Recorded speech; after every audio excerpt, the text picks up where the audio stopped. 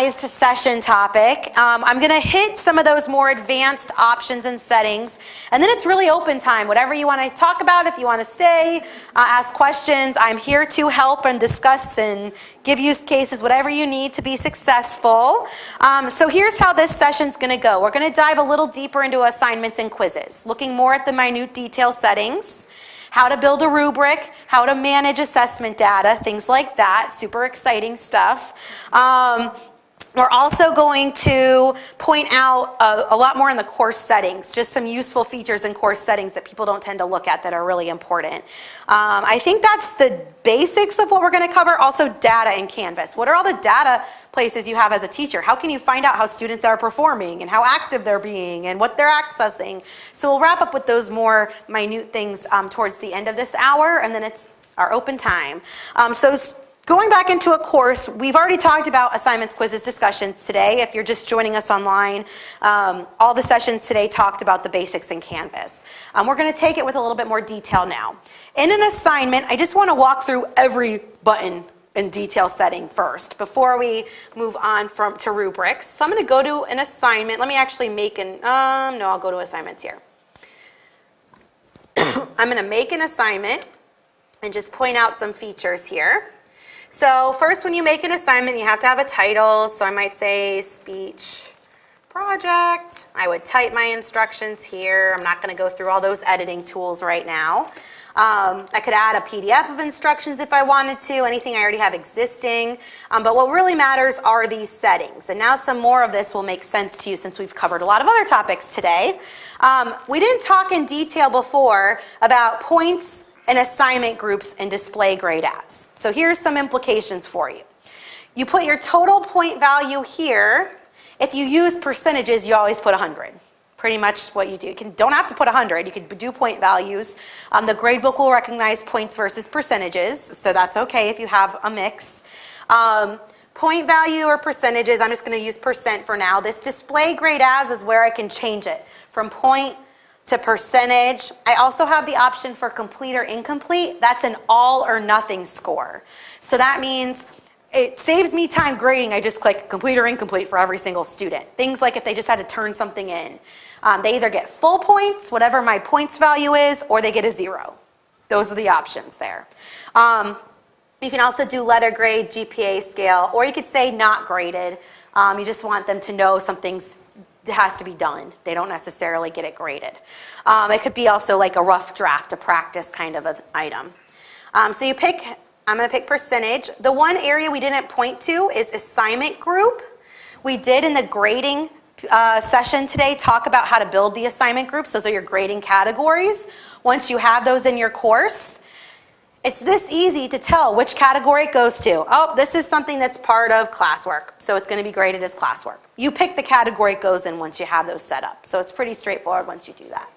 If you weren't here for that session, it's called creating assignment groups. There's guides about that walk you step by step. You also have this option, do not count this assignment towards the final grade. That will be apparent to students. It allows you to still give feedback, give it a grade, give comments, annotate, but it doesn't count in the final grade calculation. It tells students right at the top, this does not count towards final grade. So I do know students don't always take it seriously if they see that at the top, but it's also a good use for a rough draft type thing. Yes? It's right here, I'm just going to ask because it's been confusing to me. Yeah. You can make something worth 0. You can make something display grade as not graded, and you can go towards assessment final grade. Could you clarify the differences between those? There's not a lot of differences. I mean, You can get a lot of ways to work out what you want to work out. That's kind of nice in Canvas, so you have options. Do not count towards final grade gives you the ability to grade. It just doesn't count in the grade book. Does it show up in the grade book? I don't think it shows up in the gradebook. I think when they click on the link in the to-do list, like their recent feedback, they can see the feedback there. I don't think it creates it doesn't, 99.9% sure. It's not in the gradebook. It's not a column in the gradebook. It would be in their recent feedback, they'd see the link, and if they get email notifications, they'd see it. Okay. So it's not in your overall teacher gradebook. I know that. There's no column for it. Okay. That's this here. It's graded. They get feedback. It just doesn't count as their final grade. Whereas not graded here or here means you're not associating a grade at all. There's no feedback or grading. It's just. So you can't enter comments, you can't do anything like Right, that at not all? grading. It does show in the grade book? No, I don't think it should. No, it doesn't show in the grade book either. Oh, it shows in my grade book, but maybe not theirs? Because I swear I've created an assignment group saying It might items create not a column, included. but it wouldn't. I don't think you have any of the speed grader abilities if you do turn on the Okay. not graded option. Oh, it's showing up in my assignments list, that's what That's I'm why, meaning. because it's still an Okay. assignment. I'm like, I don't think you can do anything Okay. with it, but. So it's in I'll look at yours assignments. just in case if you want me to. Yeah, but it's not in the grade book then? Okay, Yeah, Not okay. graded, yeah, no grade, no feedback on it, it's just something they're doing. Okay.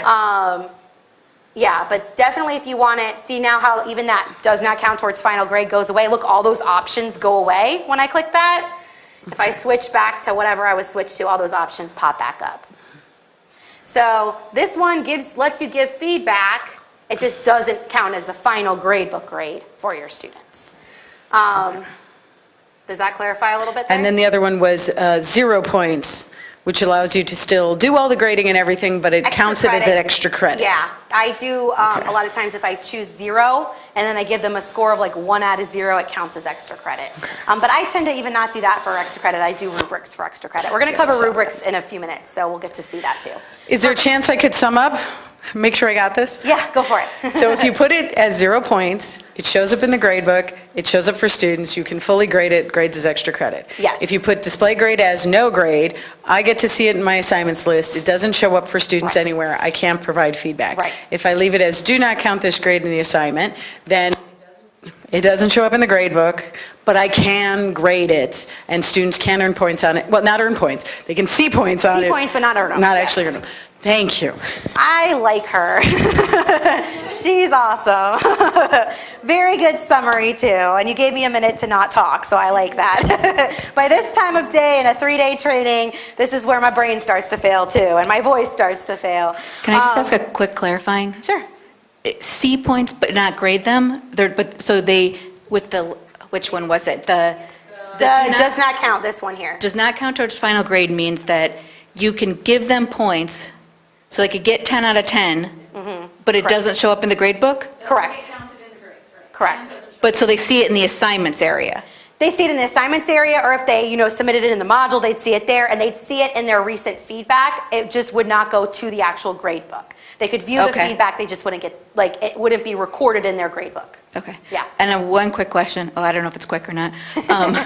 What's your best recommendation for something that's required, but they don't have any points associated with it? You could do it a million ways too. You could have a category that's like 0%, like a whole required category just for you to have a record in the grade book of it. It would show in the grade book and just 0 out of 0, and you could note next to it that it's submitted. You could make a points assignment, like maybe make a 5-point required assignment, but make the weighted category 0%.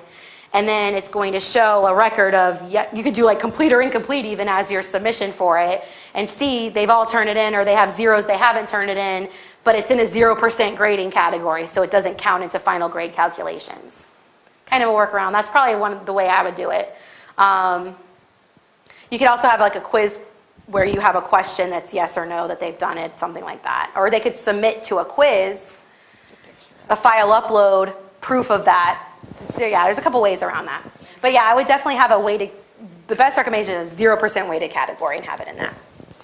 Would it work to use requirements for that? Like in a module, yes, they have to submit. Yeah, you could do it that way too. Because then you'd have the record of who's submitted, who hasn't. The only thing with view progress in modules though is you have to look student by student. You'd still have the record, but if it's not going in the grade book, you're just having them do it. You might want to still have a record in the grade book even if it doesn't count towards their final grade calculation. That's the only thing. So technically, yes, you can do that. It would just be more to manage that way. So yeah, like I said, there's many ways to do things. It's really what works best for you. Yeah, those are really good questions though. I like this is the advanced session, perfect forum for it. All right, any other questions before we keep going through the assignments area? Those were great. Okay, go for it.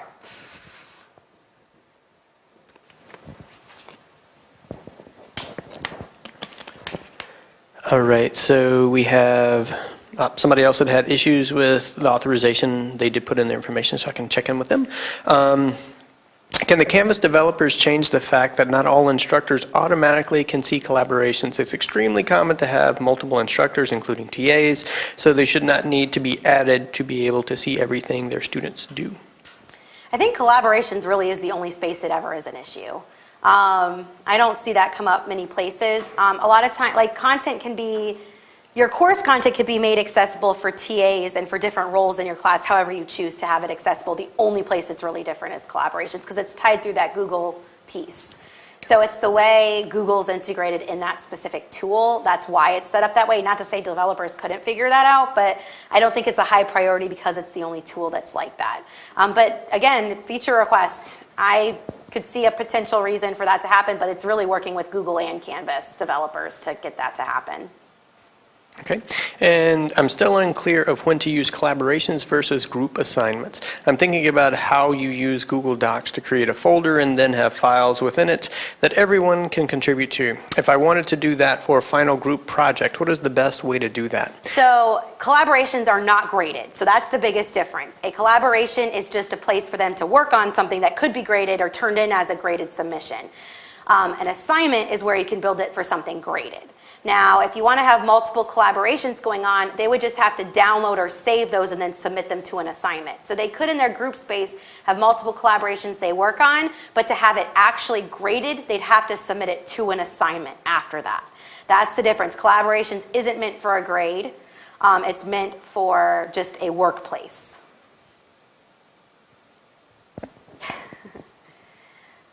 I love this. I always have people, I'm so sorry we asked you all these questions. This is my favorite type of session. Like, I can't even tell you how happy it makes me when people ask these questions because that means you're going to be successful if you care enough to ask these questions. Like, you want to learn it. I go to some institutions where they just sit there and it's crickets, and I know they're like, I'm not using this. I'm not going to ever learn this. This is great when you actually want to learn. So bombard me with questions. I like it. All right, we're going to get through assignments, though. We do need to get through assignments. So we'll cover the rest of this and then take more questions about it. We already talked about submission types, so I'm not going to keep repeating the submission types here. Just remember, you have lots of different types of submissions, and think about having more authentic assessments. That is my big soapbox. When we're using technology, I'm not about just using technology to replace paper pencil.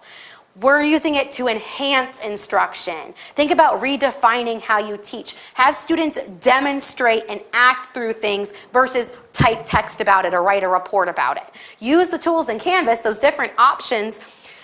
Instead of having them make physical handwritten posters, had to make online infographics where they had to link to data and research and all these different things. Besides just writing a handwritten poster in class, they're now using technology, integrating links, researching, doing all these different things because they have access to that technology. So think about that in assignments. It's the perfect form to have students submit whatever you want, and it can be a lot more authentic. That's kind of key here. You also have the group assignment. We talked about that in the last session. Peer reviews we haven't talked about. So peer reviews, I'm going to be totally honest, not everyone loves this because it's not very robust. But if you want students to quickly review, assess by rubric, give feedback to each other, it's a workable tool. So how this works, you click peer reviews, and then you have an option. You can manually assign the peer reviews. Once you save and publish this, it'll let you go in and kind of denote who gets the peer reviews. Or you can have it random. And you could say automatically, I want every student to get 1 review or 2 reviews or 3 reviews. I'll say 2.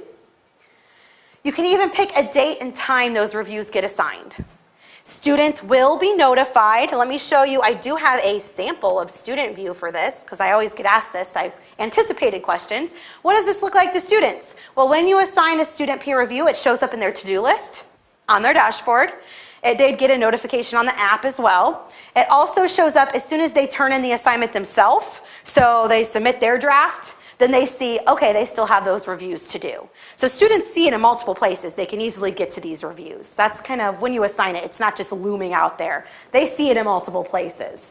When I go back to here, so I can assign the date and time. I can allow, this is a group assignment, so if it's a group assignment, I can allow intergroup reviews if I want, or I can have them just group with other groups. The other feature that's really, really useful is anonymity. You can keep it to where they don't see the names of the students, where you as a teacher know who they reviewed, but they would not know who they reviewed. It'd be anonymous student 1, anonymous student 2. So that's a good best use case. Tell students not to put their names on products if they're doing anonymous reviews on.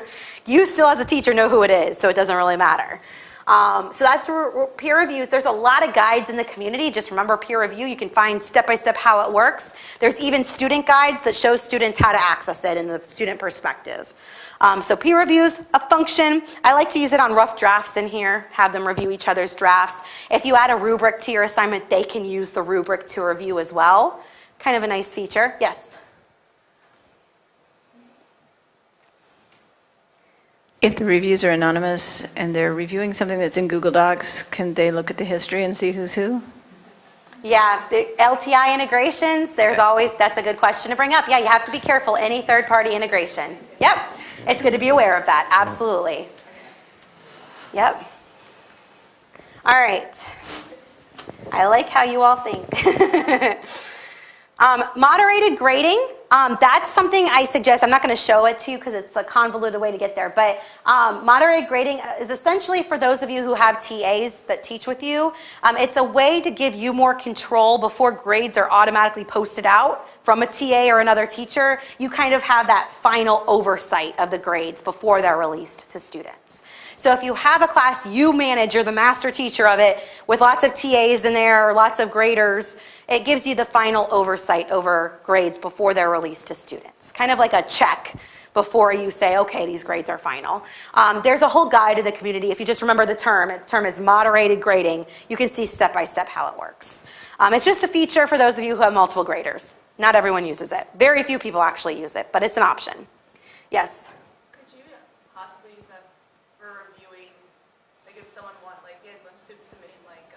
Proposals or something, and you wanted someone else to read them anonymously and like allow them in the class, do you think it could be used for that or no?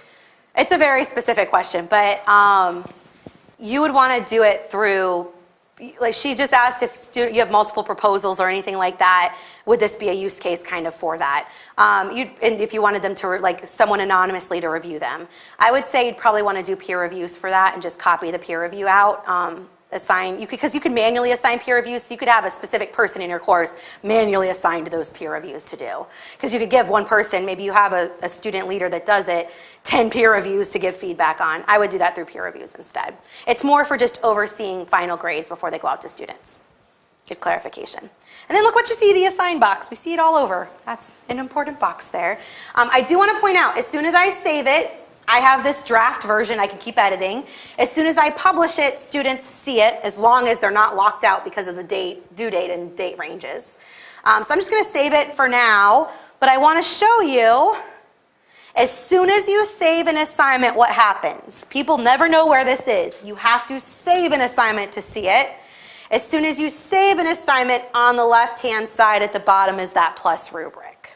That is where the rubric, the elusive rubric, lies. There's other ways to get to rubrics in here. I'm not going to confuse you by showing you a bunch of ways. This is the essential way to get to it. You make an assignment, as soon as it's saved, you can add a rubric to it. You can also add a rubric to discussions, just so you're aware of that. So plus rubric. Pretty straightforward to add a rubric. This is something really worthwhile to do. I was very hesitant to want to build rubrics myself because I already had rubrics created. This was not something I was excited about in Canvas. But once I saw how fast it was to grade and how targeted my feedback could be, it made a huge difference. It was worth my time investment. The other reason it's worth it, if I make this rubric once, any future assignment, I can do the same rubric. That's it. And I don't even just have to keep the same rubric. I could start with the same rubric and then tweak it and adjust it for that next assignment. So it's really a nice tool to have because you build off of it course to course, semester to semester. So for example, I could call this the speech rubric, or I might say, record your speech rubric. So now next time I have a speech project, they can use the same rubric again. If I want to find a rubric, this is how I find a rubric that I've already created. I click Find a Rubric on the right-hand side. And in my account, look at all the rubrics I've already created for my course. It saves them all automatically. So I can just find one I've already created and tweak it.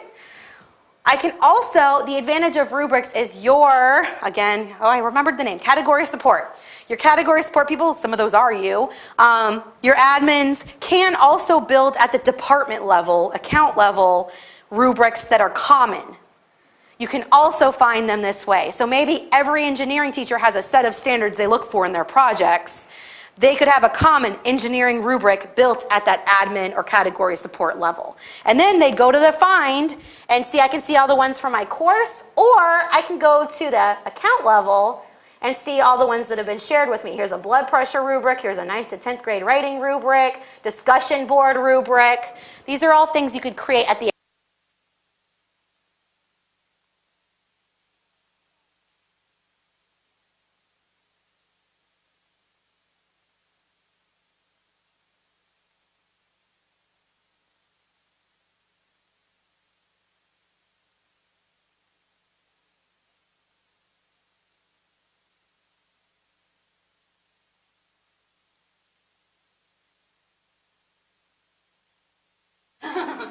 Did you want to rest or do I need to talk about it? All right. Oh, now I'm really loud. This is fun.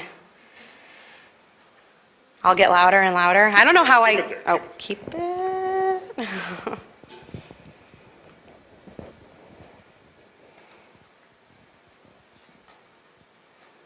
Oh, can I just talk? That's that why you gave it to me? Okay. All right, so I'm just going to keep going. So you can build a rubric here. I'm not going to find a rubric. How easy it is to build a rubric. You just click where you want to type. Pretty intuitive. I want to add a criteria description. I'm just going to click there and I can start typing it. That's how easy it is to add to a rubric. So first criteria for a speech, timing, right? Has to be this long to this long maybe. I can type timing. The nice thing is too, you can make these descriptions pretty long. It'll automatically wrap the text for you. So there is a character limit, but it's pretty high. You're not going to hit it if you're doing an effective rubric. Some teachers like a lot of detail, some like 1 or 2 words. It's completely flexible what you put here. So I'm just going to pick the one I did last time because I remembered it. I can also here, if I really want to get detailed, view longer description and really describe that too. Am I good? Maybe, we'll see, we'll test it out. All right, so I have the ability here to put a longer description if I want to for students. Then you put your rating scale. It defaults to just 5 or 0. You customize this too though. So let's say full marks, I don't like the word full marks. I don't know, that drives me crazy. I never have heard anyone say full marks for their rubric. But timing, let's say meets time requirement. Meets time requirement. I don't like it being out of 5 points. Maybe I want this one to be out of 6 points. Okay. I can completely change what my rating scale is. It's always, the first one's always the highest. That's the thing I can't change.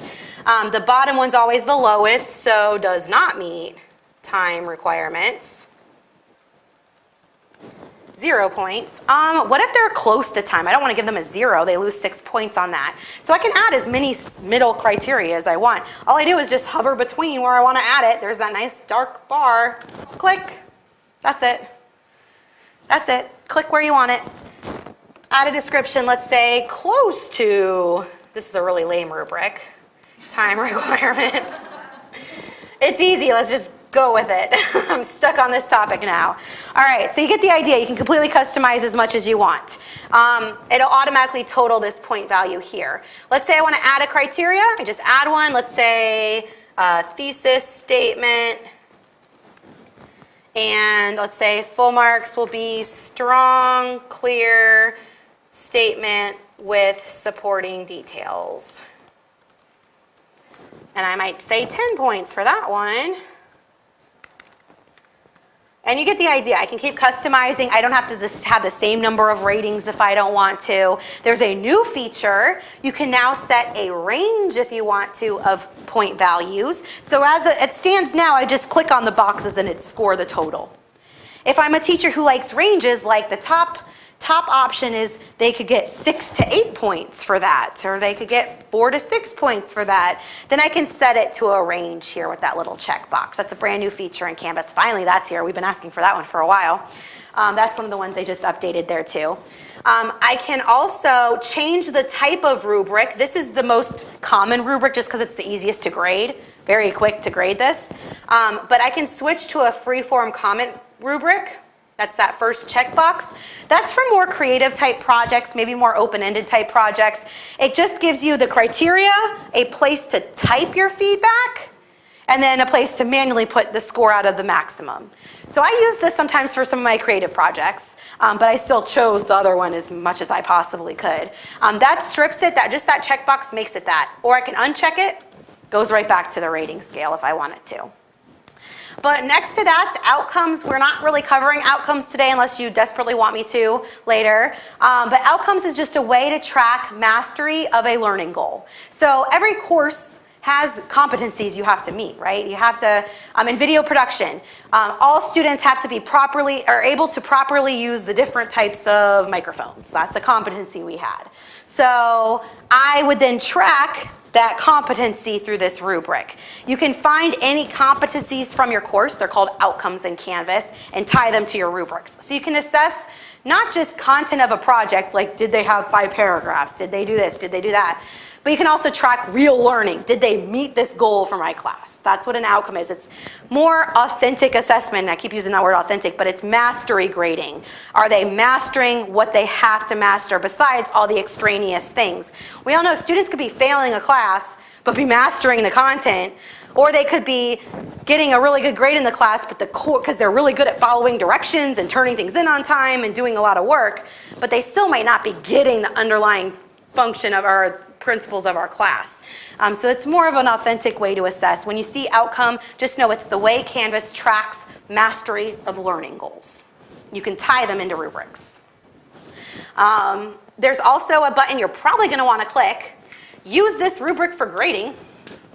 Sometimes you don't. Some teachers just want to give feedback. You don't have to use it for grading. It could just be for feedback. But if you do want to use this to make grading faster, select that box. And then when you click Create, Canvas does a really nice thing. It prompts you if your point values don't match. So it's telling me my assignment was worth 100, my rubric's 16. It's just giving you a reminder.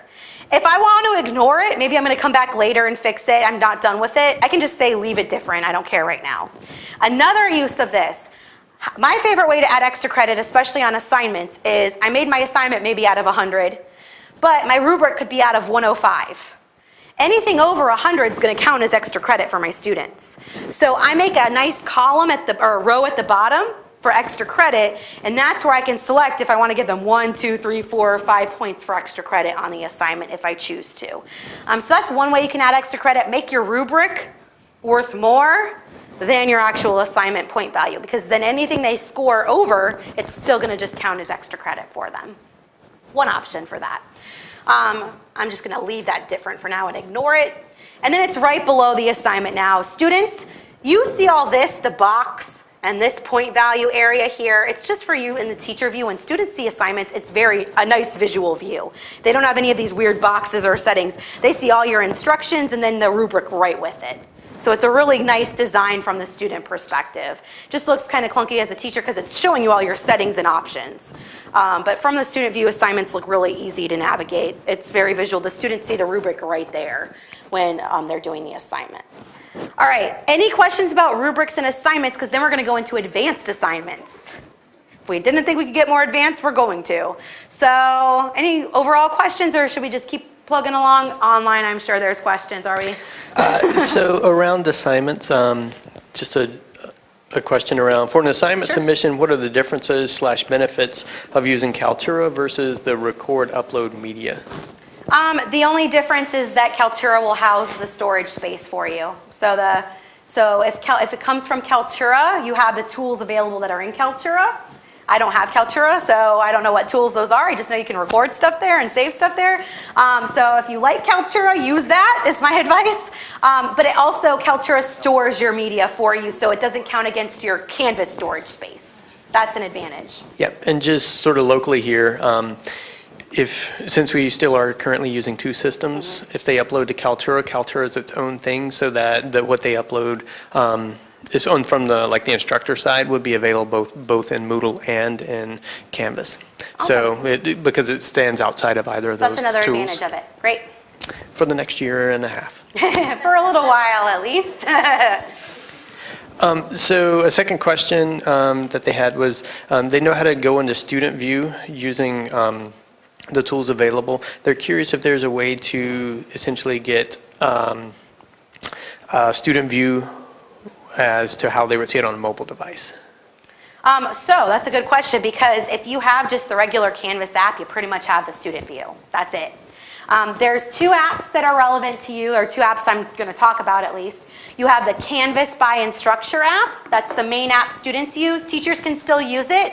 You would function, there's not really much you can do as a teacher in it. It's more from the student view. So if you really want to see how your course looks as a student, just log into the regular Canvas by Instructure app. You see it like a student sees it. So that's the number one best way. I am in the practice, anytime I build content in a course, I do check my mobile view. I make sure the tables look okay on my phone, and I use the Canvas app for that. So I always use the regular Canvas app to see all the content in my course like a student sees it. Where the teacher app is different, teacher app has less stuff. The teacher app's function is just for like assignment, discussion, quiz settings, and grading. That's what that's for. It's just the extra features teachers have. That's the teacher app. Whereas if you want to see your full course like a student sees it, you want to go to the Canvas by Instructure app, not the teacher app. So the final question online was, is it possible to go over, you've mentioned several different ways to address extra credit. Is there a way to give sort of a wrap up of I'm that? sending a guide out. Okay, so there'll be a guide sent out. I will follow up with a guide on that, because Thank there you. are a lot of ways. So I'm going to follow up with, there's actually 2 guides that go over all the options. I'll send out. It's on my list of follow-up resources. Yes? This is beads in a whole different way. I had an instructor. Let me just ask him. I had an instructor ask me, so we were looking at all the analytics, that's why I'm saying this is weeds in a different direction. This is a very specific question. He asked me, is there a way I can see the analytics on an assignment to see how many clicks there've been on that assignment, or how many submissions? Submissions I think we can do. He's not doing it in modules though. So submissions, yes, you can do. You see automatically when you're in the SpeedGrader all the versions of submissions. Oh, there you go. So that you Yep. see. In modules, you just see if they accessed it or not, or they clicked on it or did what the requirement was. Now, for number of clicks, I know I've had that question a lot the past few days, because there's some people that are familiar with that.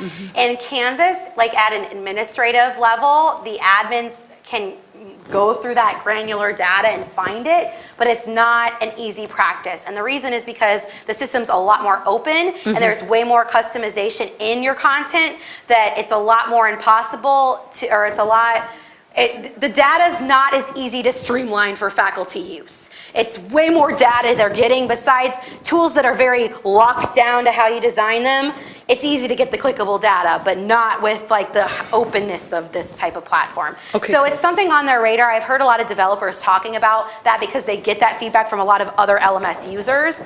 But currently, there's not an easy way. That's a big project to figure that out. But Just want to make sure I yeah. get this. Yep, so technically, admins can find that data, but it's not going to be a practical thing for them to do. All right. We're going to keep going through. We're going to keep going. We're going to keep going, which is fine. This is the open time kind of with advanced and bridging off to whatever we want to bridge off to. This is perfect. I do want to show you, though, what if you have a Google or Turnitin assignment? How does that work? Let's go there. All right, so if this is an assignment, maybe I don't want to put instructions here. I want to make it a Google, well, actually, let's do a new one, because this one's not a good example of that. I wouldn't have a Google Speech project. That's weird. Let's go and create a new assignment. All right, let's do a new assignment, and I'm going to say, maybe this is my lecture notes for week 2. I like to have copies of worksheets that I keep master copies in my drive, and then I want students to fill them out and submit them to me. What's the best way to do that? A Google assignment. So when I want to make any assignment, Google or Turnitin or any third-party tool, this is the step I use. I don't need to put instructions here. When I go to submission type, that's where I choose the magic fourth option. It's an external tool. I am turning a Canvas assignment into someone else's assignment, Google or Turnitin or somewhere else. So I go to external tool and I click find. I'm not going to show you Turnitin because I don't have a Turnitin account. They would want money from me too, so I'm not going to do that. But if you wanted to turn it into a Turnitin account or assignment, you could pick Turnitin here. I like the option, I'm picking the option Google Docs Cloud Assignment. That is how you take a master worksheet or some kind of instructions or problems, whatever you have on your drive, and you assign it out to all your students at once. Essentially what it does, when you turn it into it this way, you're able to, as soon as you do that, I need to go into a different account. I'm in too many accounts right now, hang on. Cancel, let's go back over here. Let's add an assignment. Google Notes. All right, so when I go to external tool, I find Google. It's going to let me access my drive. I'm going to find a doc because it's a Google Doc assignment. So I'm going to go to my drive and find my docs. There it goes. And it essentially makes like a copy to every single student automatically. They don't have to go file, make a copy, go to their drive, all that. Nope. It makes a copy for all of them. They can just start typing right in Canvas on this assignment and it saves to their own drive. And there's a submit button. They can submit when they're ready. What I like too, if we know anything about Google, just because you submit doesn't mean you can't keep typing and changing your answers. So what happens is that as soon as they click submit, it snapshots it, turns it to a doc. That way, if they want to make changes, they can keep making changes, but they'd have to officially resubmit, which means you'd have a record of all their earlier versions. So it's nice. It still gives them that ability to just type live on the document. It saves to their drive. But then they can also submit and it gets turned into you as a final copy. Let me show it and then I'll answer your question. All right, so I'm going to find the document I want. I thought I had Google lecture notes, but I don't know where I put them. I think I saved them weird last time, so I'm just going to pick something. We're going to, again, pretend we're elementary students doing a reading log. That might be the easiest thing to practice. Let's see. Where did that go? All right, I'm just picking the doc. We're just using it. So what it does is once you pick the doc you want, you click select, and then you save it, or save and publish if you want it to go out to students. And as a teacher, you're going to see your view right here. This is your document right here. But students would see right on the screen the document they need to start typing, and they can start filling in blanks. A lot of lecture notes are done this way. Math problems, physics problems, whatever you want them to work on, they can just start typing. And because I'm in teacher mode, I'm able to go edit. They would see a submit button. They could submit it right from there. So it automatically makes a copy without you doing any work for it. It's done. They all have their own copy. They're typing on it live. They can submit it right from here. So it's nice if you want to have a set of like notes and worksheets and things on your Google Drive. This is how you can assign it to students and give them their own copies. Google assignments. Questions about that? Go ahead, I'll repeat it. Really quick one, can they save drafts and come back to it and edit? It saves in their Google Drives. They could always go back to their Google Drive and keep working on it. So when they navigate away, it will also remember. It saves like whatever, wherever they were working if they haven't submitted yet. Yep. So we played with this because it's a very, very cool tool. Here was the problem that we had. So we did several submissions. As an instructor, I could easily see that in SpeedGrader, and it turns out we put the comments on the penultimate submission, Yeah. and we had a hard time figuring out how the student could get back to those comments on An earlier submission? their version. Is that So- possible? Yeah, usually with version history in Canvas, that isn't something they see as earlier version comments. They would have to resubmit. You would make like a updated assignment template for it and have them resubmit that way. If you want them to keep the tracked history of all comments, I would have not just versions there, I'd have them resubmit another assignment. I don't think I made myself clear. Okay. In SpeedGrader, I annotated on an earlier copy. Okay. And we couldn't get them to see my comments on their work. On my their earlier work. On my Yeah, I annotations on think their students earlier work. only see the most recent. Okay. So to combat that, you might want to notify them when they get that because they can download the feedback. Okay. And then new feedback would come up with the new version Okay. of that. Is there a way for us to like delete one of their submissions so that it would go back to the earlier version, or lock the assignment so they can't submit You it? can't, that's a question I get a lot too. Okay. You can't, you can just choose the submission you grade. Okay. Yeah. Thank you so much. Yep. All right, that got super technical. Any other questions about the Google? All the LTIs work in similar ways. There is one thing I want to point out.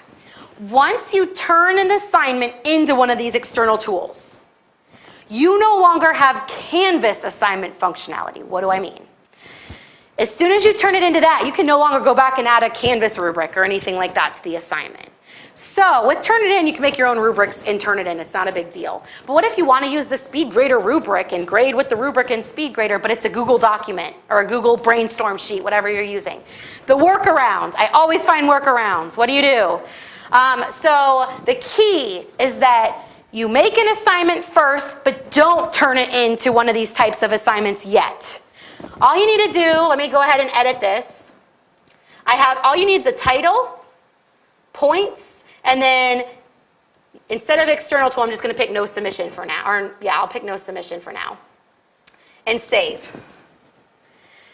I can now, because I don't have it as a third-party tool, I get this plus rubric button. I add my rubric first, then go back in and change it to a Google or a Turnitin type assignment. That's the workaround. So because once you turn it into a third party, Canvas is no longer recognizing it as a Canvas assignment. So if you do it first, all those settings initially stay intact. They're not copied over, or they're copied over to the third party tool. So then you can use the rubric and SpeedGrader if you want to. That's the like nifty little workaround for that.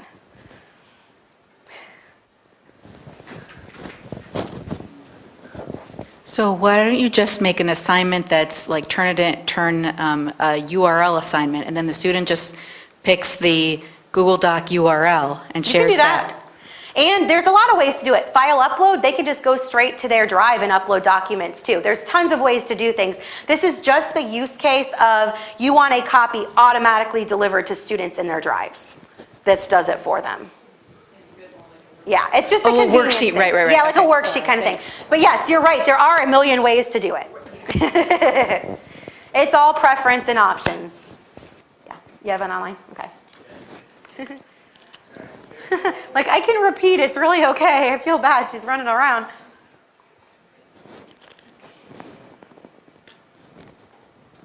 So it says in this tool, though, I've found that you can't use it for groups, or is that incorrect, meaning a group template doc?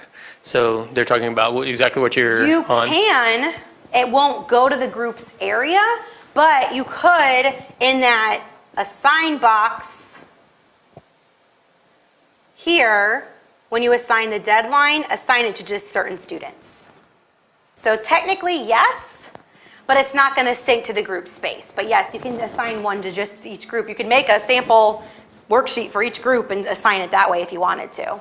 So yes, you can do it, it's just not going to sync to the group space because it's a workaround kind of thing. Like I said, you can find workarounds and weird ways to use anything in Canvas, really. It's very rare I say you can't do something. I'll figure out a way.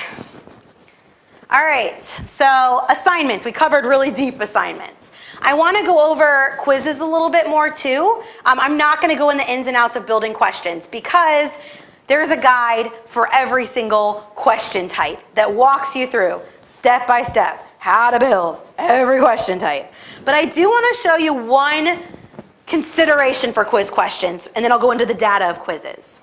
So one big consideration for quizzes. When I showed the example in the earlier section, it was all text, like here's a multiple choice, true, false, fill in the blank, all these different examples. While 90% of our higher ed assessments are like that, a lot of them are getting more interactive. You have diagrams, you have visuals, you have things like that. It's possible. When I go in my practice course here, let's see, I do have a list of quizzes here. Here's one where I took just a basic multiple choice question and made it more authentic. So when I go to preview this, these are just the regular standard multiple choice, but because of the tools you have in Canvas, here's a speech teacher, identify the persuasive speech. Instead of having blocks of text every single time, now they have YouTube videos they get to watch and choose which is the actual one. So you can add media, not even just as answer questions, answer choices. I have to point this out. This is something I get really excited about too, because teachers don't even think about this. What about recordings? You have that play button everywhere in Canvas. I can audio video record my answer choices, or I could find audio clips. So identify the speech, again, not just a block of text. Now they have to listen to audio and pick the right correct answer. I also have visuals. I taught video production. I was so tired of just doing vocab quizzes where, what's the definition of a low angle? What's the definition of a high angle? No, I want them to see a picture or a shot and tell me what that shot is. So again, I can add images as well to this. How do we do this? I'm going to show you just briefly how to do it. Question, yes? What about audio files? Yeah, that's what this is right here. This one is just audio? Oh, good. Okay. Watch. Oh, I don't know if sound's on. You might not hear it. We're pretending we're hearing sound right now. It's a lovely speech. So you get the idea. Yeah, it's audio or video. Yep. This is how speech teachers could find audio clips of different words being spoken, or I mean foreign language teachers, or they could audio record themselves. Like you can record yourself, find audio clips. The possibilities are endless. This is so exciting. Yeah. I could find a way to do it with recording, but you can also upload it just an audio file? I'm gonna show you. All right. So I get really excited about this. I don't know. I'm really big in pedagogy, so I really like to talk about this. I'm glad we have an advanced session where I can show you. All right, so I'm gonna edit this quiz. Let's just stick with this one so I'm not taking too much time. I'm gonna add a question. I'm just gonna add a new question. I'm gonna make it multiple choice just for the essence of time. Let's go through how to build one solid question in Canvas. That way you have the ins and outs. First option I would do is pick the type of question you want. Those are all the options. I'm just gonna pick multiple choice. Now, no one ever knows what this box is for. People never even type on it and it's just kind of useless. What is this box? It's a tag for teachers. Some teachers put the standard number, some teachers put the topic of the question. It's a way later to sort your questions or easily find them. That's important because when you have 150 questions, you don't want to scroll through a whole list reading all the questions to find it. It's a way to tag and sort your questions. So it's just for teachers. Students don't see it. So I'm going to do a question about camera angles. So I'm going to tag it camera angles. That way, I know later when I'm trying to find a question what that is. So that's what that is at the top. You can also assign point values or change it later. I want to show you, even for questions, you get this whole rich content editor. So you could say, watch this video and answer this question. You could have a recording here. A speech or a foreign language teacher could record a phrase and they have to put the English translation of it. You have all of these tools here, including this play record. And she asked a great question. Do you just have to record it or can you find those files as well? This play button doesn't only record. You have video and audio, but the tab next to record is upload. That's how you pull in audio video from your computer. So when I pulled in the audio files of speeches, I found audio files I saved from the internet. That's another way to add media there. So my question is going to be very basic, which is the high angle. So I can make it colorful, I can make the text larger, I could just have myself reading the question if I want. Let's get into the answer choices though. By default, multiple choice is just text answers. This question does not make sense for text answers because it's a question really looking for an image. So what do I do to make these non-text answers?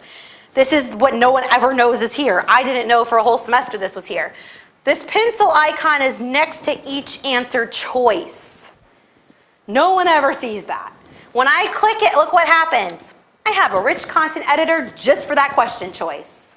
And that's how I can add in my media and pictures and recordings for everything. Just that one little button makes a huge difference, right? That little tiny pencil. So now I can say, all right, well, I could add a YouTube video. I want to add a picture. So I could go up here and add a picture from my computer. Or there's another place pictures are integrated. I didn't point this out really earlier, but embed image. I can find Flickr pictures if I want to, and I'm just going to do that in the essence of time. I'm going to find a picture of a high angle. And let's see, there's a high angle. So I can find a picture or upload it from my computer. I can also change the size of it. I like to keep all my pictures the same size just so students aren't seeing like wonky questions all over the place. You'll see what I mean when I pick consistent sizing. I'm going to pick a size and stick with it. Oops, put it in the wrong place. Got to go down here. Back to Flickr. High angle. Oh, it's all different ones. Weird. 200. I like sticking with 200 size for pictures. It just makes it fit well in the quiz window. Done. Saved that answer choice. Let's add one more answer choice. I want this to be a picture of a low angle. So I'm going to go through the same process, find a picture. Again, it could be audio, video, whatever you want. This is just an example of a picture. Let's do low angle here. Make it the same size, 200. Update. Done. So now I have two picture choices there. I can keep doing as many choices as I want, or I delete the ones I don't want. It defaults to 4. You can have less or more. Trash can just deletes any options you don't want. Trash can deletes it. If I want to add more choices, I just click plus another answer. The little boxes here allow me to give feedback. I like this for practice quizzes. The green box is good feedback, like they got it correct. So you could say great job, something nice.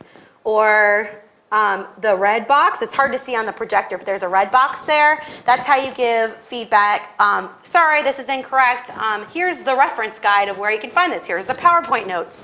Look in this lecture notes to find the answer. You could give really guided support as a practice quiz. I see a lot of teachers do study guides this way.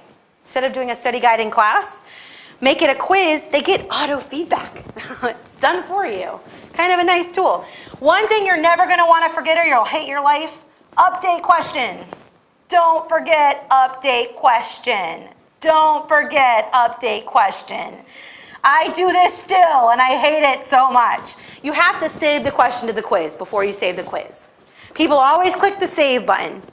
You want to update the question first. Now the question's saved, I can save the quiz when I'm done. Update question, update question, update question. You can also find questions. Anytime you've created a question, look at this. I click find instead of add a new one. I can now look through all my questions. You can see how that tag comes in handy. I can find all the questions related to that tag. So it's a helpful thing to do. Pick the questions you want. You can randomly find and pull in questions you've already created. Another nice thing. You never have to recreate questions. So, what are those advanced features of quizzes? Let's talk about them. As soon as I save a quiz, what do I get? What's in it for me as a teacher? I'm going to click a quiz I already assigned. What do I see here? Well, some nice features you get. On the right, quiz statistics. That's the data for your performance of the quiz. If I click quiz statistics, I can see immediately all my students. I could also filter by section if I wanted to. I can get CSV spreadsheet exports of this if I want, a student analysis or an item analysis if I like spreadsheets and organizing those. I see the visual graph views here. So I have this chart of the grade distribution. I also have the item analysis that's visual. I can see percentages. I can see discrimination index, how many students responded incorrectly, so I can see what they're getting confused, what they aren't. So there's a lot of data here in statistics. Under that is another incredibly useful area, moderate this quiz. That is where you add your extensions, i.e. extra time, extra attempts. That's where you add those things. So when I go to moderate this quiz, if I have a group of students who get accommodations, they all get extra time. This is where I go, just to modify it for those students. Now you can go in the regular quiz and give them a longer deadline, but this is more if you have like a timed assessment, they get time and a half to take it, your assessment's 30 minutes, you want to give them an extra 15 minutes here. Or you can give them extra attempts here. Another use case has nothing to do with accommodations. Your student's in the middle of a quiz and their computer shuts down. You can come here to give them an extra attempt. You can do one student at a time, so I can click the pencil and just immediately give an extra attempt or extra time. I can select multiple students at a time, or even a whole class if maybe I really messed up the quiz and I want them all to have another attempt. All at once, at the bottom, I can now change for multiple. Anytime you choose more than one, you can change extensions for multiple at the bottom. And it allows you to, in bulk, do that. I like this screen if you do live quizzes, like you're having them all quizzed in front of you, because you can watch a countdown of everyone yourself going through this quiz. It's kind of a cool space. I can see how long they're taking. I can really watch as they count down and see who's still taking the quiz. It's great in trainings when I give an assignment and they're doing it and I can watch it live. Kind of a cool thing. That's moderate. Another area of data, SpeedGrader pops up if you have an essay question to grade. Just going to take you right to the question to grade and it updates the whole quiz score for you. Pretty straightforward. Always click gears, the gear icon here. I have a lot of options here as well. We're not going to cover all of it. I could spend 5 days training all of you. But show student quiz results gets me to the student by student data. So I'm going to click that. Gives me my list of students who've submitted and who haven't. The exclamation mark is for me. It's telling me I have to grade an essay question. I click a student and I can see their answers. I can grade their essay question and I get this magic view log. This is great for getting an overall idea of how long they're spending on the questions. You can see how they navigated through the assessment. So it's great if you have a student who fails and they were done in 3 minutes, you have this evidence of, oh, they only spent 2 seconds per question. They didn't even read and try. So you have this log here you can see, or you can even view it as a table and see how they progressed throughout the assessment. So there's some cool stuff with quizzes. I just want to remind you, when you create a quiz, as soon as you assign it, you can come here and get to all these different pieces of information. There's even more, but that's kind of the most important stuff. Questions about that? Because then we're going to go into data at other places. Yes? In moderating the quiz, to give them extensions and stuff, does that work before the quiz as well? Like when you clicked on moderate quiz, there were students there. Are You those can just still students see. who took it or everybody who's been Before assigned? they took it too. It's anyone okay. who's been assigned to it. So when you talked about like extending them for a certain group, does it work by groups or do I have It to doesn't click function everybody by groups. individually? You'd have to know which students to accommodate. Okay. Yes, you would have to know Okay. that. Thank you. Yep. All right, we're filling our brains at the end of the day with a lot of stuff. All right, I just want to show you, you don't have to remember all this, but I want you to be aware there's lots of data in Canvas for you as an instructor. You can find out lots of things to help your students be successful. So I'm just going to point out a few areas. All this is in the help guides. Don't forget help. I'll remind you all who just joined us after lunch, help is your best friend in Canvas.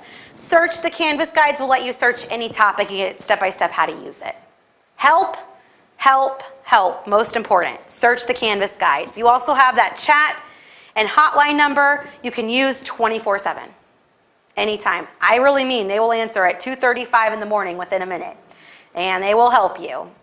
They probably hated me because I used them, but that works. It really does. They love their jobs. They're actually the happiest people. I've never seen happy support people in my life. It's kind of weird.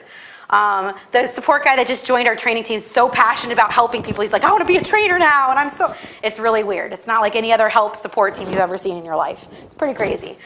So there's all those resources and help. Don't forget about that. I want to really shout out to that again. So if you forget anything I say, there's help for you. Where can you find data in your course? There's two main areas. Home. Let's go home. Right on the home page. If you want to get data about your whole course, right on home. On the right-hand side is a View Course Analytics button. Right home, you get View Course Analytics. I love this. I can see quick snapshots of how effective my course is right now. I would be very alarmed if this was a real course. Do you see all that red? That would be very alarming. I would be a terrible teacher. That means all those students didn't turn in those assignments. That would be terrible. This is obviously a training course. You can see how active your course is by date and month. You can see submissions, how many percentage for each assignment, and if I hover, I get details. We're late, on time, or missing. I can see a grade distribution box and whisker for my class.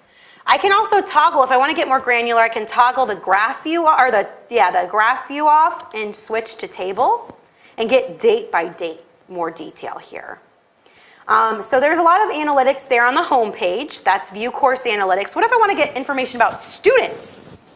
I'm conferencing with a student or a student struggling. How do I get all that data? Maybe I have a student who isn't being responsive and I want that evidence. Like here, I want to sit with you and show you what I'm seeing.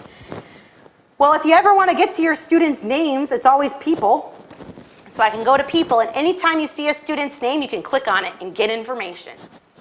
When I'm in people, I'm just going to click a student's name. It pops up a student context card. This is kind of a quick access to the most important data of the student. I can see here, I can message the student right from here if I see something alarming. Really nice to just send a quick message. I can view their individual grades. If I want to see what the gradebook looks like for a student, I can do that. I can get to this student's analytics. I can see all those graphs and charts just for this one student. Pretty cool. I can see their grade in the class. I can see their recently graded items. And then there's this auto-populated area at the bottom, activity compared to the class. You can just get a quick glimpse. Are they more participative or less than the rest of the class? Do I need to focus on them? So there's a nice quick access list. I can also at the top click the student's name to get to reports. And then on the right-hand side are some useful reports. So if I really want to get deep into reporting and stuff for this student, I can see things like an interactions report, how communicative and participative they're being. I can here also get to grades and analytics. My favorite's the access report. That takes me to a list of all the items they've clicked on or participated in the course. So it's not 100% perfect. It doesn't record all the mobile tracking. So it's just a way, if you notice a student's not participating, it's just another place you can go to see what they've accessed, what they haven't. It timestamps and dates it. But there's lots of reports here too. The way to get to it, just keep clicking the student's name. Gets you all the data you need. So either go home to see all your course analytics, click people, click on students' names to get their analytics. Lots of data in a course. I could spend time going through all these reports. I feel like we could figure that one out ourselves. That's really all I wanted to make sure I covered. Now, a lot of people yesterday asked about this, so I'm not sure if you want to, because we're in our open time. I can show you what you want to know. Same online. Any online users, let us know what you want to see or have questions about. This is the open time. The settings of a course, there's a lot of things people don't know about settings, so I'm just going to take us there. This really is the last thing I'm going to show you without questions. And just really reiterate, come here and explore, because there's a whole lot of minute details and settings and options here. And my other thing I want to point you out is all the way on the right. In addition to student view, this is also where you go to be able to validate your links. No one ever knows that button's there. When we're talking about migrating from Moodle, you might have content coming over to here eventually. This scans your whole course to see if any links are inactive and lets you go fix them. So that's a great first practice if you're cleaning up your content. No one ever knows this is here in settings, all the way on the right, validate links. The other thing I want to point out is how you copy things from course to course. That's import-export. They're located in the settings on the right. Anytime I want to copy something from one course to another, I go to the course I want to copy, import, and pull from that course. You can copy a whole course. You can copy specific components of a course. But this is the area you go to for that. I can show that if you want me to. I can answer any other questions. I'm just going to keep this completely open now the rest of the time. So thanks for staying. If you're sticking around, that's great. I am here to answer whatever you want or show whatever you want. That's fine. Yeah, you can take a break. I'm here. This is open. So whatever you want to see, if you want to stretch, you want to move around, you want to come ask me a question up here, ask it to everyone. Do we have any online questions right now? Oh, wow. Yeah.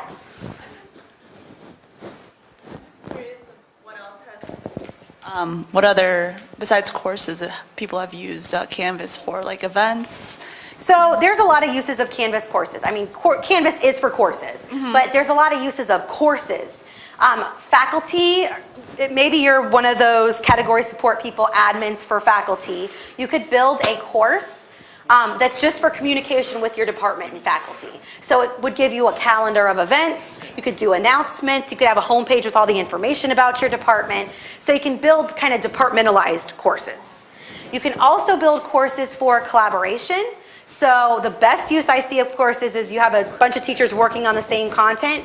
They're all in a course together as teachers building, and then they can just copy that stuff to their real courses with students. So I see student organizations and activities too also have courses. Our cheerleading team had a course with all their events and deadlines and announcements in it. Student government had a course. They could collaborate. They made all the student government officials teachers in it. So yeah, there's a lot of potential uses. It's just being creative with it. Could you possibly use it for reviewing? I kind of asked that question before, but like we'll have, people submit proposals and we'll want anonymous viewers, and I'm just curious if this could be used for that function, or it probably wouldn't I'm not be really best. sure how you currently use it, how it would mirror it, but there's ways to use courses in alternative ways like that. Like you could have potentially an assignment, like a course just for those people. You could have an anonymous account user as a teacher going into review and have them submitting in it. It's just thinking outside the box. You can make it happen. It's And just how you want to do that. And you could have multiple anonymous reviewers? As long as, well, you can have multiple teachers assessing and giving feedback and grading in a course.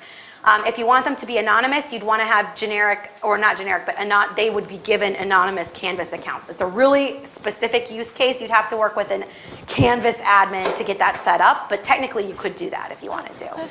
Yeah. You can read this one. Will you show me chat and talk about ways to Yes, use it? chat. All right, we'll go for it. I don't hate chat like some people hate it. The only reason people hate it just because it's a 24/7 chat. Students can live chat all the time in the course. That's why teachers don't like it. But it doesn't have to be that. You can hide it whenever you want to hide it. What I like chat for is I use it for like targeted 1-hour homework chats. Or maybe I'll give a 30-minute window where they can discuss project questions with me. So I open it when I want to open it and then hide it when I don't want them chatting. It's also great as a back channel to like a lecture or guest presentation. They can ask their questions, something like this. They could be asking questions there if they're in a course together. Chat is just like an instant message kind of thing. They can converse with each other, but with the context of here's how to hide it in that settings area, navigation. You hide chat, but then as soon as I want students to do that hour activity, I show it, and then I hide it again. So that's how you limit it from 24/7, 365 chat, people talking about crazy things in your course. I also set protocols of like, here's the expectation, you only use this during guided time, it's formal questions and support answers, things like that. A lot of teachers use it for homework help. They'll have like set times, they'll be like, or they'll just keep it open and say, only homework questions can go there, or only project assignment and homework questions can go there, and you just periodically check it.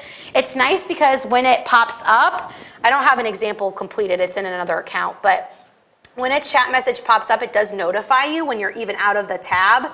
So it's nice because you could be doing other things and you'll see it pop up. Yeah, it will pop up. So it doesn't do like notifications to email? No, because it would be a million notifications. But no, but you are, if you have it open, like you're logged into Canvas and you're just doing other work, you would know when there's a message popping up. So if you're doing like an hour open time, come ask your homework questions, you could go do other stuff, and if it pops in a question, you'll know. It's kind of like office hours. You could use it. Online office hours, a lot of teachers use it that way, yes, correct. Yep, absolutely. All right, other questions? Do we have one now? There are online questions. So we do have a request if you could actually show us how to import specific content from a course. Okay, let's go over copying things from course to course. Really, really useful. I use this all the time. So, the key thing first, if you want to move something into a course from another course, go to the course you want to move it to. Where do you use all these settings? The settings area. So go to the settings of the course. So if you're moving things from course to course, go to settings. Then because I want to pull content into this course, I'm selecting import. I do this way, it's the least roundabout way to do it. I go to the course I want it in and click import because I'm pulling content in. Then I get options, and I just want to say there's lots of things you could pull in here. I can pull in question banks from other places. This is where you would go. I can get a Canvas export from my other institution I'm at, University of Phoenix. Export my Canvas stuff from there, pull it in here this way. Typically, though, we're picking the first option, copy a Canvas course. When I select that, I then have to tell Canvas what course do I want to copy from. I'm just going to pick a totally random course. All right, let's hope something's there. When I pick that course, I have the option then. I can include completed courses. Let's say it's last semester's course. I could copy the whole course over if I wanted to. I can pick all or some of the course. You have full control. If I click all, import, done, whole course copies over. That fast. If I click select specific, I have one more step. It gives me this right here to the right, this select content. I just have to tell Canvas what content I want. So if I click that, look, I get all the stuff from the course and I can look and see what I want to copy. I can copy pages, rubrics, outcomes, files, announcements. I can go here and pick a few things I want, as much as I want. I can pick whole areas, all my question banks, quizzes, whatever I want to copy, and then select done. So I can either do all or some and come pick the ones I want. One other magic button there. Maybe you're copying from last semester to this semester. You can bulk change all the events and due dates from your course. That's the magic button. If you want to reset all the dates for the new semester, you can do that. So it's import, go to the course you want, import. You want to copy from a Canvas course, tell it where you're getting it from, all or some. If you want to adjust dates, import. And it starts. You can leave this page. You don't have to stay on it. It starts. It's pretty fast. Really, really useful. I use that every day still. I'm always using that, copying things from place to place. It's a useful feature. Yeah. Any other questions with that? Not online? Yeah, there are a couple more questions. There's a couple. All right. All right. So my files are shared in a shared drive in Google. Sorry. Yeah, that's Butchered a that. problem. So I still am not certain how to move those files into Canvas. You would want to make a copy and save it to your own personal Drive account or move it to your own area of Drive that's not shared. You know how you have your My Drive and then the shared with me? You'd want to copy it to your own space because when you're adding Google content from your Drive, it's only going to recognize your created items. So you'd probably want to make a copy. They're talking about in that question, if you have like a shared folder in Google and you have a worksheet that 5 of you teachers have in that shared folder you use and made together, make a copy of it before you share it in your Canvas course. Yes? Do you have any idea if it integrates with Team Drive yet? Not sure. I had that question, yeah, I'm not sure yet. Currently, I don't think it does, but it could eventually integrate. And the question was, does it integrate with Team Drive? Yeah, not sure yet if it integrates with Team Drive. So also have a request if you can demonstrate how to use the validate links in content. Sure. Let's validate this course. It's going to be super fun because I have a huge course here. Settings. It might take a while, so we'll come back to this one as it's running its scan. This is a big course. Validate links in context. Ooh, look, it shows from last time. We're just going to use this. All right.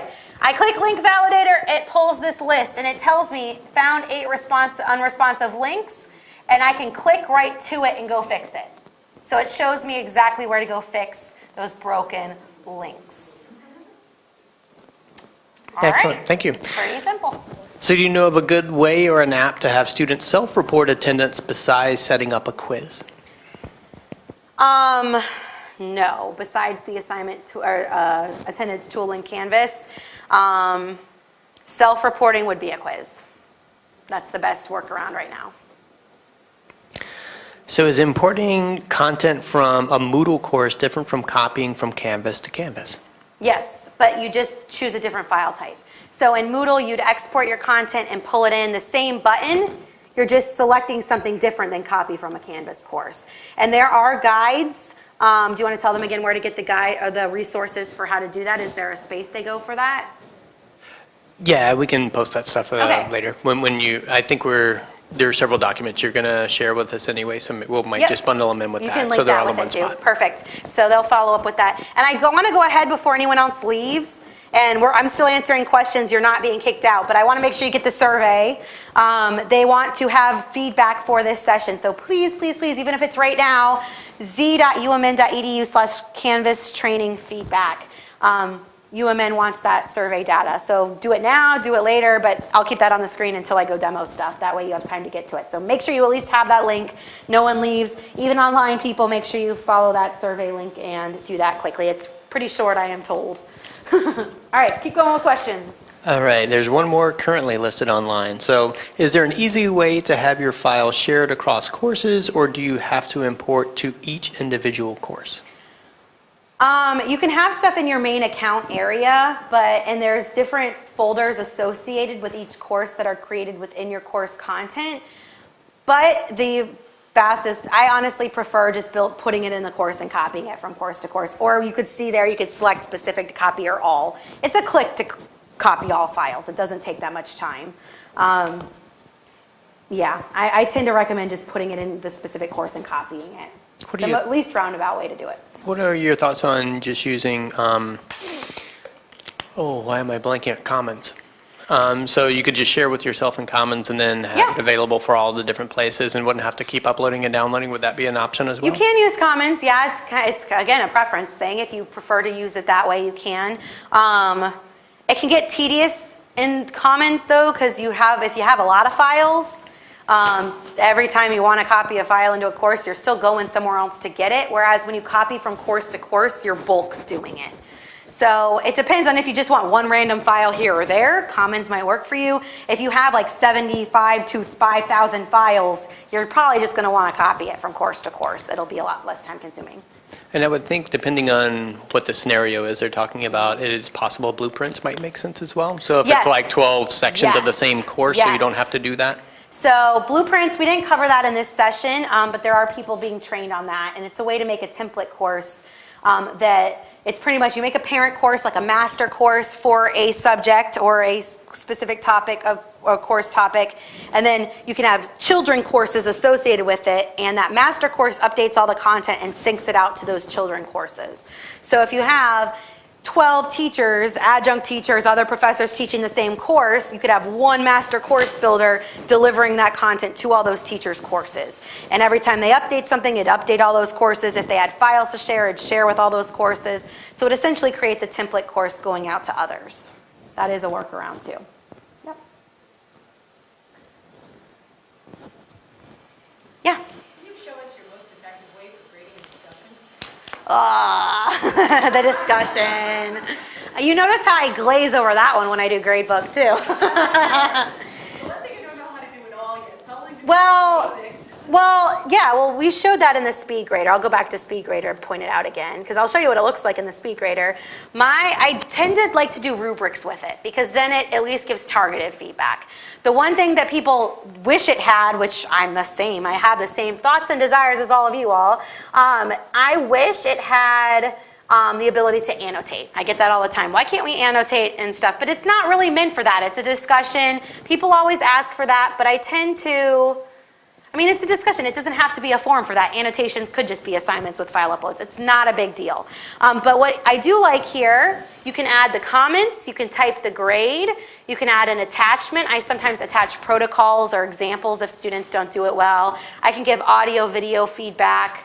I can have speech to text feedback. I see their original post and I see their replies. I can also click back to see where they replied in context. So I'm able to go. do some of that, because that's the part that I really like, the reply is going to be hard to judge. So that page is really good if like you just got, you needed to post an original and like do 2 replies. Then I can quickly grade that just for like qualitatively you did that. Yeah. But if I want to grade quality and I need to see what they posted replies to and that kind of stuff, how do, show me how. Yeah, you have to go back to the discussion and look through it.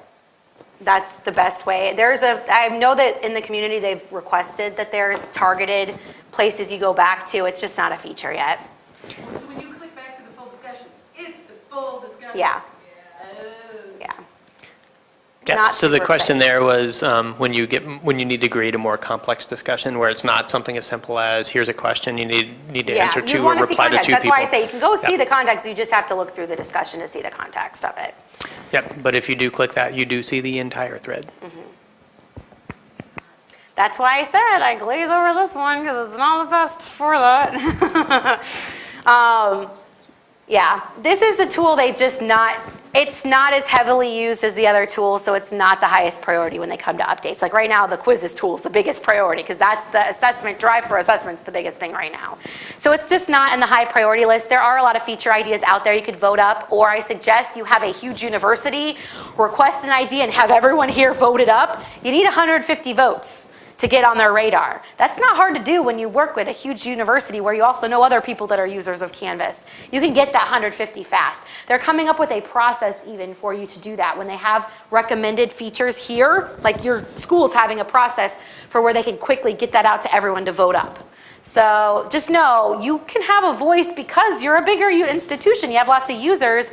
Recommend those things. I know it's a slow process to get going with it. Right now, let me show you the feature idea area though. This is the thing right now. This is why a lot of stuff's in stalemate, because every single developer possible is already on a project.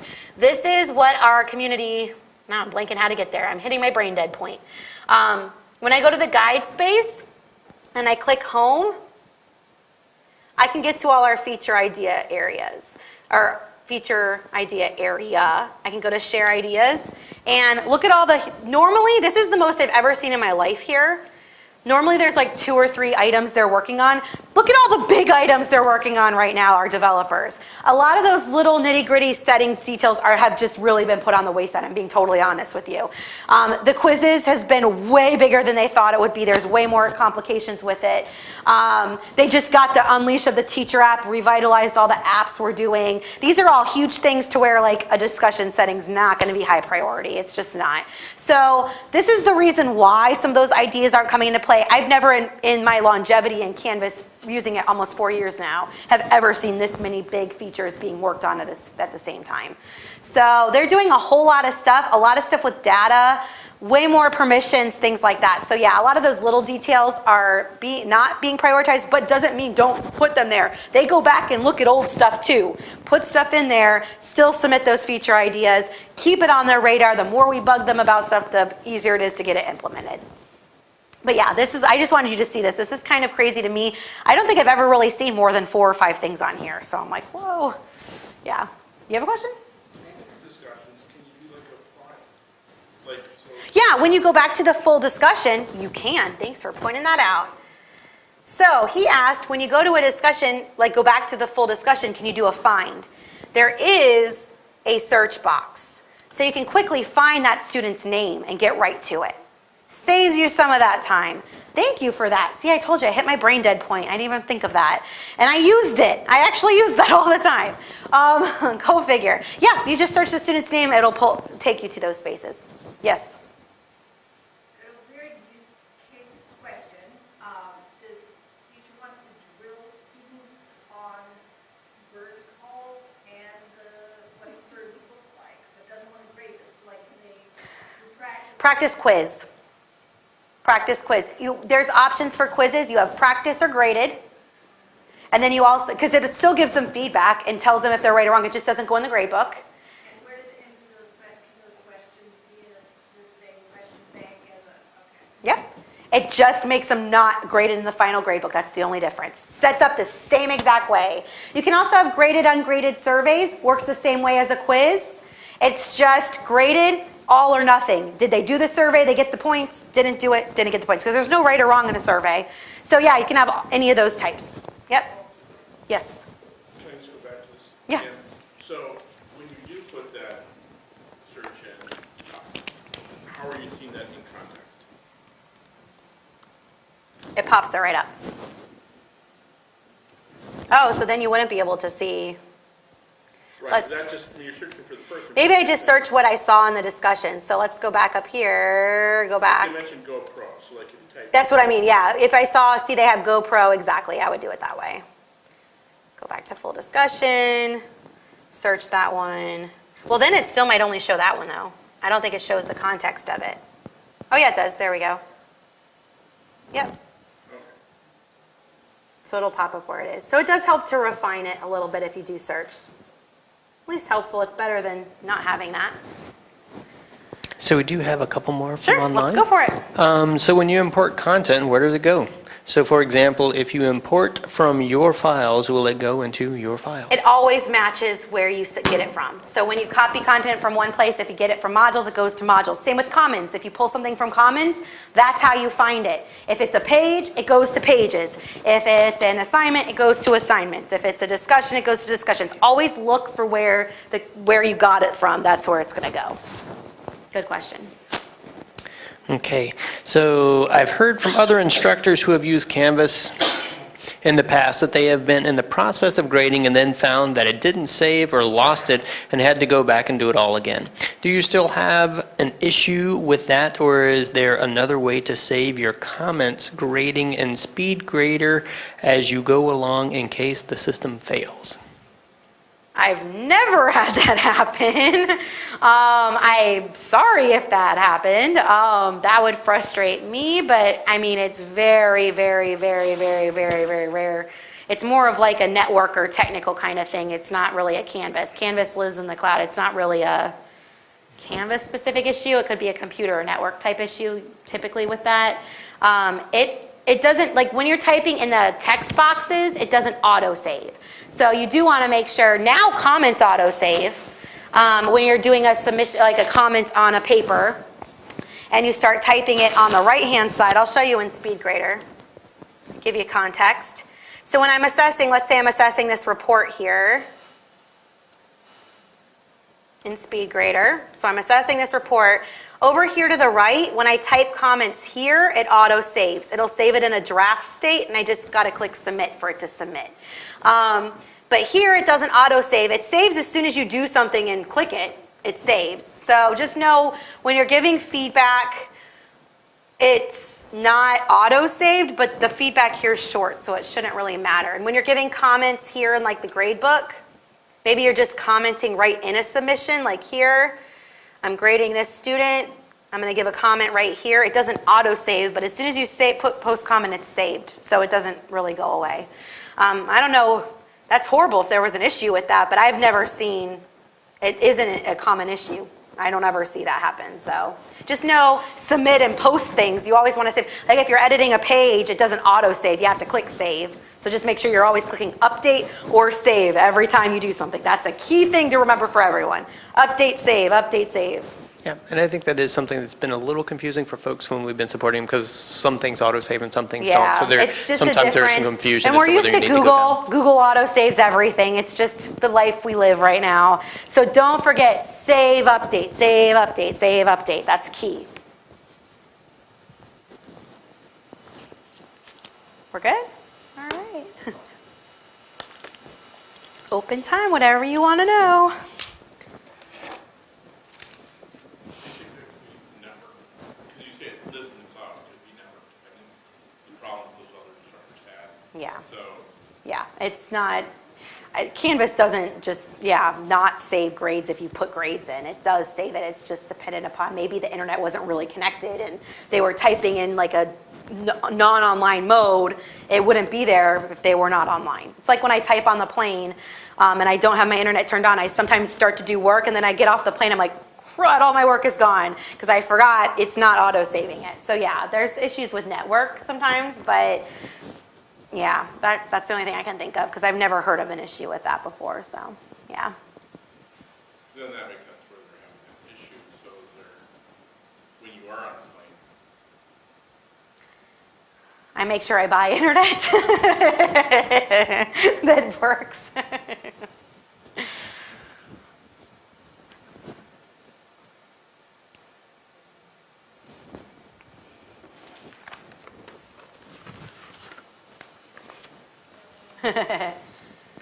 This is the last day of training when everyone's just like, okay, I can't process anything else. Done. We can always count on the online people to process for us. All right, so another online question. I'm going to hit the text wrapping so I can actually see it. All right, what does reset course content do? If you import something and then want to revert back, is there a way to do this? Very, very, very, very, very few use cases for this. Avoid that button at all costs, but I will give you a context for where it might be useful. Don't click it. I'm giving you the advice, don't click it. I'm telling you don't click it. But for example, I have a course because when you get stuff from Commons, you have to pull that stuff into a course to see it. Now there's a huge danger with that because what if you're pulling in a home page to a course where you already have a home page? It overwrites. And if you have students in that course, you're confusing students when you do that. So I like to have a course that's blank. I call it Commons. And anytime I want to see something from the Commons, I pull it there, preview it first. If I like it and I'm going to use it, I move it to student courses. If not, I clear out that course with reset course content. Any course with students, you never, ever, ever want to click that button. But there are weird cases where that might be a thing. We also talked about, there was a use case brought up in the admin session of what if the teacher gets a course handed to them from another teacher, but they're not using any of that teacher's content. They could theoretically clear out that course and put their own content. Very few use cases, avoid that button, especially if there's students in your class, do not use it. Kind of my advice for you.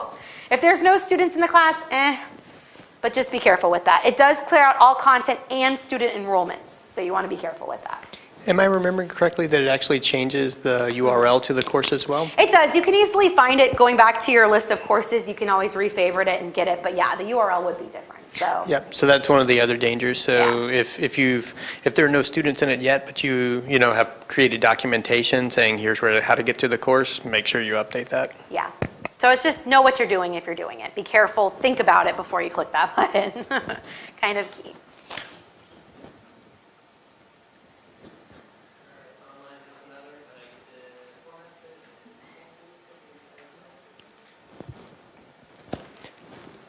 Could you walk through exporting a course from a different university? I tried to export the content, but then it asked me to download to my computer, but am not sure what app to use to open that. Do I You have don't to? have to open it. You just have to download it. Does it let you download it? That's my question. Yeah, so their question was, do I have to open it, save it before importing to my No. current Canvas course? It gives you a zip export file. You don't have to open it. All you do when you're ready to pull it in is go in your course. Because I've done this several times. You export, it saves to your computer, that's right, let it do that. It should be like a weird zip file of Canvas course export. Then you go in the course you want it in, go to the settings of that course, and import content. You're pulling it from somewhere else. But when you select the content type, that's where you click Canvas Course Export Package. That is what you click if you have a package from another institution that you're importing in. Canvas Course Export Package. Then you can import it the same way. That's the only difference. And when you're doing that, if there was like a university-specific thing, like one. If it's linking, yeah. So his question is if you have something university specific in there, if it's linking to something only that university can access, then it would be like a broken link or something that wouldn't work. So you want to just be careful when you do that, vet your content, make sure it's stuff that you don't have only access to at that university is kind of the gist. If you're using some tool, like you have one tool, like turn it in at one university, not the other, just know you're going to have to fix your content, check it, things don't carry over in that way. So another for online, we think we might have to answer it with our own Okay. admins here. But do designers have the same access to the site as instructors? Also, with courses being auto-generated by PeopleSoft, how do support staff get added as designers when the faculty don't work with the course at all? So technically, yes, designers can have whatever role the institution sets up. So your admins, that will definitely be maybe a key answer there. They're going to decide what roles designers will have. It's really easy to add people as a designer role to your course. And they can also create custom permissions for custom types of roles that are unique to a course. So know that it's possible to give custom permissions. And as a teacher, you're able to add in people. When I click plus people, I just have to know the username or login or email address of the person I want to add, and then I can pick the role. You can see already, look at all the roles UMN has. Test student, teacher, advisor, non-editing instructor, primary instructor, TA, designer. So you can pick a customized role and add any user as that. For now. For now. Some of those rights will probably be changed. We have a governance process that we're going through. Perfect. So there may be some changes to some of this. We'll make sure we communicate those effectively. And with regard to if you are a support person and you are not associated with a course, but you're expected to be able to help out with the course, lots of folks have category support level access. Those folks have the ability in your college to add you to different courses. And there is a access request form if you need to become one of those people that you can get to from the transition site. So there's a request for, you have to fill out a form and go through the process. It is required to have FERPA training before you do this because you'll be dealing with FERPA protected data. Hopefully that answers. It's a good authoritative answer.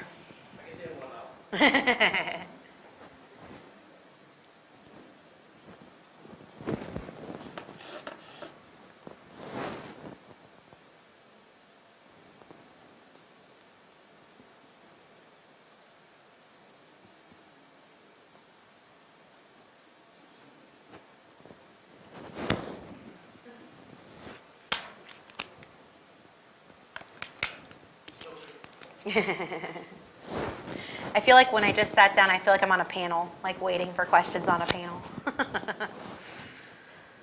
you know who wrote the Jeopardy song? That's what it sounds like right now, yeah. That's what I'm hearing in my head. Who wrote it?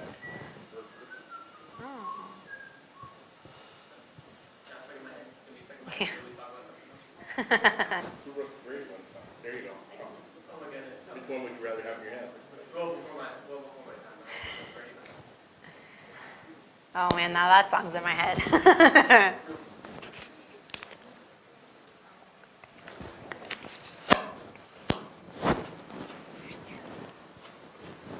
So I'm trying to create an assignment that's using Google, not using the right words, I know, but, I get what you're saying. and I try to authorize or log in, and it's saying authorization failed. So we've had that from a couple of people. Tony was just helping folks out with that. Are you by chance from AHC? Yes. Okay. So That's my next question. do you mind if I hand this over to you, Tony? And I didn't catch all of that question. I'm guessing that was related to the Google Drive authorization. So it sounds like there shouldn't be any issues. It should fall under the BAA agreement, which you guys are authorized to use Google Drive and the integrations. But let me pop over there because, yeah, we had Louise Delagran in the Center for Spirituality and Healing who apparently is running into the same issue. So we may need to do some testing. So let me catch up with you before you leave today. Yep.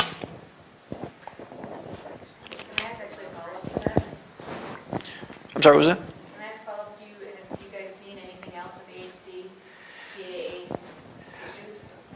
So she asked if we've seen anything else with AHC, BAA issues.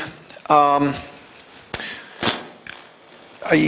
don't think so. Offhand, I'm going to say no because I can't recall any offhand. So most of them probably would be related to those sort of Google integrations because that's where the big issues are is with Google. Unless Keith knows of any offhand that he remembers. I No? haven't heard of any others. I know that they also sometimes, for security reasons, sometimes have to have additional stuff on the machines themselves. So it's maybe not just Google, but some of the ways that they configure the machines. I know in College of Ed Meta sometimes have issues because of the way the machine is constructed, because they have extra security protocols in place. So yeah, and Keith was just saying it might also be machine dependent where there's security software on a specific machine that needs to be authorized as well.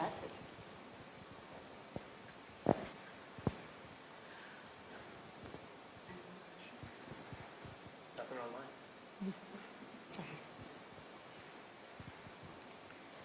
How long of a pregnant pause do we have before we We have 14 minutes of silence to go here. We'll start the timer now. All right, so it looks like we have a blueprint question. Okay. And the question is, when an update is pushed out, what happens to past courses? Will they be changed also? Once a course has been concluded, we assume it wouldn't receive any other updates. It still does. So the best thing to do is to disassociate it as a blueprint course. As soon as you're wanting it to not receive synced updates, you have to disassociate it. It's possible to stop it, but you just have to choose to do that. Otherwise, it'll keep receiving updates.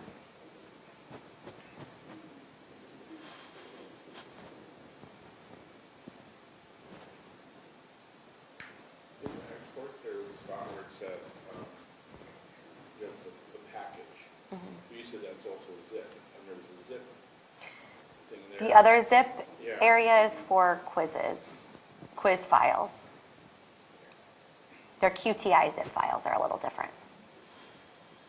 So if one accidentally chose that for, It just wouldn't upload, yeah, it wouldn't upload for them. Yeah, yeah.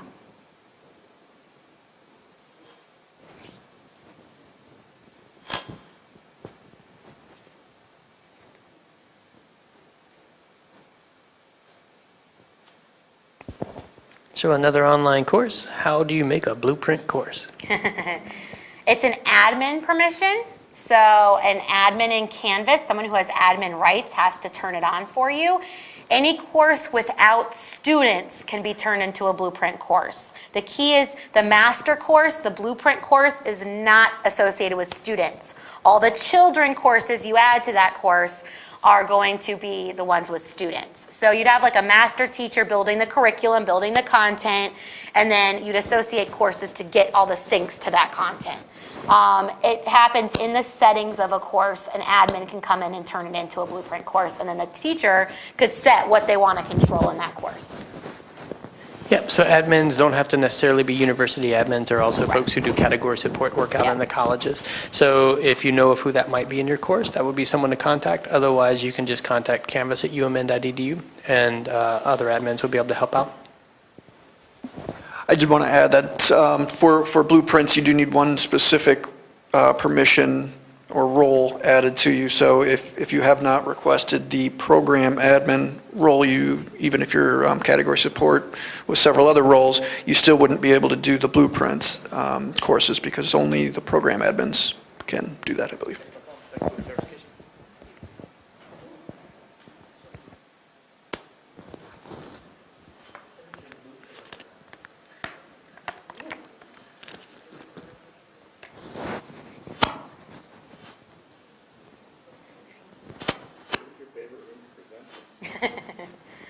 The question was, what was my favorite room to present in? I have liked them all. They were all different. I like the variety. Sometimes I'm stuck in like a closet type room for like a week at a time with no windows. So this has been a fantastic campus to be at. I've been very happy. Everywhere has had windows or had like nice comfy chairs or a nice presentation environment. It's been very pleasant this trip. Which campus have you preferred the most? Oh, East Bank, West Bank, or St. Paul? Keep in mind, you're sitting in St. Paul. So St. Paul, feel like I have to say St. Paul. I will say parking and navigating St. Paul is a joy. It's very easy to find things. I found parking quickly, affordable parking, easy to get to. I really liked though staying on East Campus because I could walk everywhere and there was tons of stuff to do in the area. And I got a lot of steps in that day. And I liked West Bank, taking the train over there and getting to see a whole other kind of vibe of a campus. So it's kind of neat how you have very different vibes at each campus. I kind of really like that. But I'm liking the farm veterinary vibe here. Kind of enjoying that. So 2 other quick questions. So a concluded blueprint course, easy for me to say, continues to update unless disassociated? Correct. And then is there a fixed width font available yet? No. All right, easy answers. Maybe not the ones you're looking for, but easy answers. Easy answers. So I would like to be able to use these. Please can get them for easy tickets.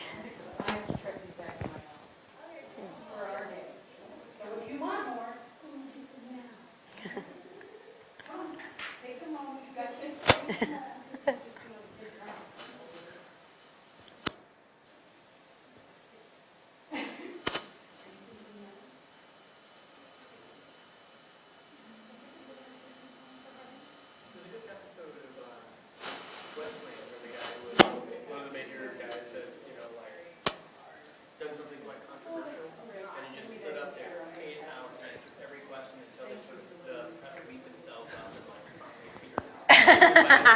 let that happen, the self-control of the group. To that point. Well, I just want to say thanks to everyone for participating. Now, this has been great. You all are one of the most pleasant faculty groups to ever work with. You had lots of great questions, and your eagerness to learn Canvas was making me excited about it. So I loved being here. You were awesome hosts.